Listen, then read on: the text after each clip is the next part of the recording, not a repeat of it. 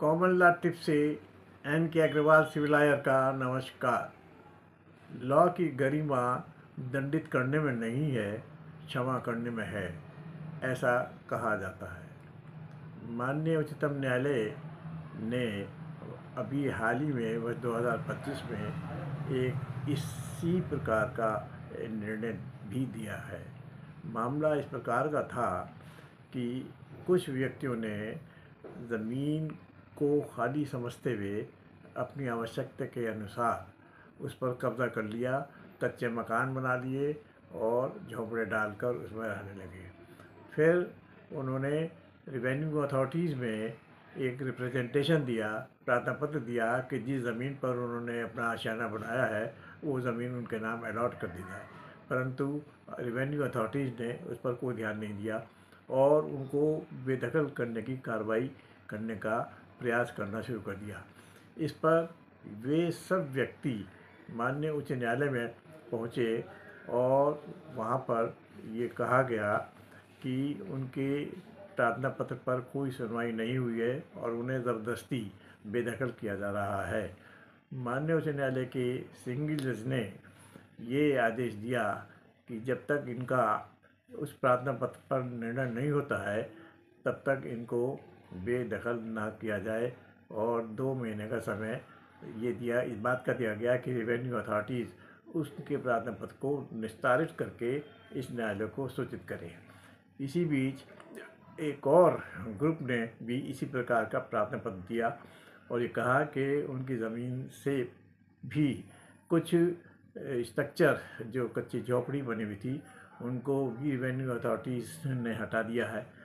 चुनाचे माननीय उच्च न्यायालय ने फिर इस बात पर गौर करते हुए एक स्पेसिफिक ऑर्डर किया कि उनको ज़बरदस्ती किसी भी प्रकार से उनके मकान से, झोपड़ियों से या उनके आशियाने से बेदखल ना किया जाए। इसके बाद ये आदेश होने के बाद तहसीलदार महोदय ने उसी रात को 80 आदमियों की, पुलिस आदमियों की एक फ़ौज के साथ मौके पर चढ़ाई कर दी और उन तमाम व्यक्तियों के आशियाने को, घर को, झोपड़ियों को तहस नहस कर दिया और उन सभी व्यक्तियों को सड़क पर लाकर पटक दिया। महिलाओं और बच्चों के साथ बुरी तरह से व्यवहार किया गया, उनको मारा पीटा गया और तमाम सामान सड़क पर डाल दिया गया और उनसे वो तमाम जगह खाली करा दी गई।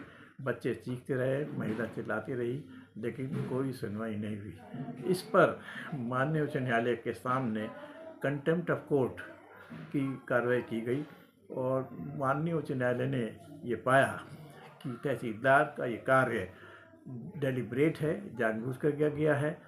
उन्हें माननीय उच्च न्यायालय के आदेश की परवाह करनी चाहिए थी, लेकिन उन्होंने उसको डिसओबे किया है।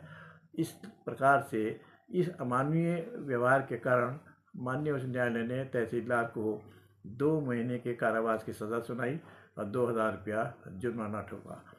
इस पर माननीय उच्चतम न्यायालय में तहसीलदार साहब पहुँचे। इसी बीच तहसीलदार साहब का प्रमोशन सन 2023 में डिप्टी कलेक्टर के पद पर हो गया और वो उस पर कार्यरत होने लगे। सुप्रीम कोर्ट के सामने अपील में ये कहा गया कि सर्विस रूल्स के मुताबिक अगर कोई सरकारी कर्मचारी 48 घंटों से ज़्यादा का कारावास भुगतता है या सज़ा होती है तो उसको नौकरी से खारिज कर दिया जाएगा, नौकरी से बर्खास्त कर दिया जाएगा। क्योंकि तहसीलदार के 2 बच्चे हैं, दोनों बच्चे शिक्षा ग्रहण कर रहे हैं, उनके पास, उनके परिवार के पास कोई आमदनी का ज़रिया नहीं होगा और वो सब बर्बाद हो जाएंगे और उनकी समस्या को देखते हुए रहम की गुहार की गई। माननीय सुप्रीम कोर्ट ने यह माना कि जो अपराध किया है, जो एक्शन हुआ है, जो अमानवीय व्यवहार हुआ है, वो क्षमा योग्य नहीं है। हर व्यक्ति, चाहे वो छोटा है या बड़ा, चाहे वो सरकारी है या गैर सरकारी, उसको कोर्ट के दिए गए डायरेक्शंस का अनुपालन करना अवश्य होगा। चुनाचे उन्होंने ये माना कि ये जो कन्विक्शन किया गया है हाई कोर्ट द्वारा ये सही है, लेकिन उन्होंने सुप्रीम कोर्ट ने उनके परिवार की पोजीशन को देखते हुए एक निर्णय दिया कि जजमेंट उसकी पनिशमेंट में उसकी कुछ बदल दिया, उस पनिशमेंट को बदल दिया और उसमें ये कहा गया कि जो 2000 रुपये का जुर्माना किया गया है उसकी जगह 1 लाख रुपए का जुर्माना तहसीलदार के ऊपर लगाया गया और जो सज़ा 2 महीने की दी गई थी उस सज़ा को ख़त्म कर दिया गया।